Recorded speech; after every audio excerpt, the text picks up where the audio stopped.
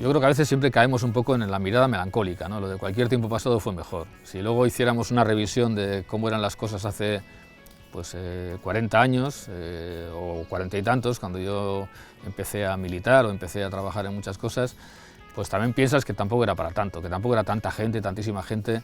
Bueno, que de alguna manera primero tenemos que quitarnos un poco de encima de la melancolía, sobre todo porque el tiempo pasado fue pasado y podemos aprender, pero no podemos utilizarlo como una especie de referencia de futuro, es pasado. Luego, en segundo lugar, pues es probable que hayan surgido nuevas militancias, nuevos compromisos, incluso nuevos voluntariados, ¿no? Hace 40 años, pues las cuestiones del refugio, las cuestiones de la inmigración, las cuestiones incluso de la ecología eran mucho más minoritarias, se han convertido en muy masivas, ¿no? Pues qué decir de toda la militancia feminista, que hace 40 años prácticamente era una nota a pie de página de cualquier acción social o política y que se ha convertido en una acción fundamental. Surgen también nuevos escenarios o nuevos espacios de participación y también eso hay que valorarlo. Igual la gente no está ya haciendo cosas donde estamos cada una o donde estábamos antes, ¿no? Pero están en otros sitios, eso es importante.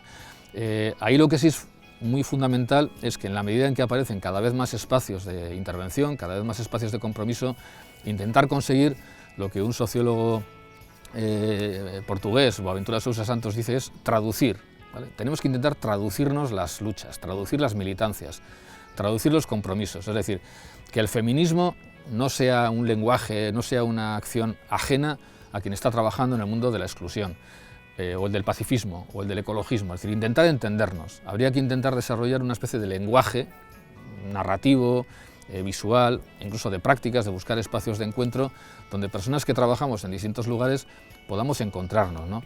Y tal vez en los últimos tiempos ha aparecido una especie como de esperanto, de lenguaje compartido entre las distintas acciones y compromisos, que es el tema del cuidado y poner la vida en el centro, que viene evidentemente del mundo del feminismo, que viene también del mundo del ecologismo, que viene también del mundo de la exclusión, o sea, poner la vida en el centro, ¿no? O sea, ¿de qué nos vale hacer lo que sea, de qué nos vale ser las primeras y los primeros de la Champions League o tener no sé qué, si la gente no tiene la vida garantizada, ¿no? Y la idea, el discurso del cuidado de la vida, creo que es un espacio donde nos podemos encontrar con mucha comodidad gente que trabaja en ámbitos de participación o de militancia distintos, ¿no? Y ahí yo creo que instituciones como la vuestra, como Visitegui, que estáis pegados a la vida, y a la vida más oculta muchas veces, a la vida más excluida, a la vida más marginal, a la vida más ninguneada, estáis absolutamente pegados y pegadas a quienes Galeano llamaba los nadies, o sea, estáis ahí con gente que no tiene hogar, con gente que no ha podido confinarse con comodidad porque no tenía dónde hacerlo. Pues yo creo que tenéis mucha sabiduría y mucha práctica desarrollada y creo que sois auténticas expertas y auténticos expertos en cuidar la vida y sobre todo en cuidar la vida que casi nadie cuida, ¿no? Bueno, a partir de ahí yo miraría con un poco de optimismo el horizonte y el futuro, ¿no? Yo creo que después de un tiempo en el que todo era muy homogéneo y prácticamente las luchas eran 4 o 5 y era muy fácil agruparlas, ¿no? Hemos vivido una época de mucha proliferación de luchas, de una enorme diversidad, y la diversidad siempre genera dos cosas: riqueza y también dificultad para la gestión.